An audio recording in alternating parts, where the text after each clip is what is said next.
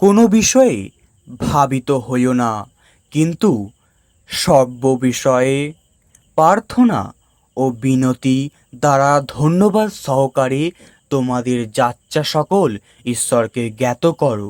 অবশেষে হে ভাতৃগণ, যাহা সত্য, যাহা যাহা আদরণীয়, যাহা যাহা ন্যায্য, যাহা বিশুদ্ধ, যাহা প্রীতিজনক, যাহা সুখ্যাতিযুক্ত, যে কোনো সদ্গুণ ও যে কোনো কীর্তি হোক, সেই সকল আলোচনা করো।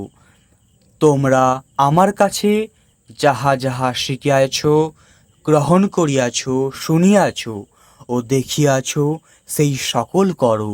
তাহাতে শান্তির ঈশ্বর তোমাদের সঙ্গে সঙ্গে থাকিবেন। ফিলিপিও 4 অধ্যায় 6 থেকে 9 পদ।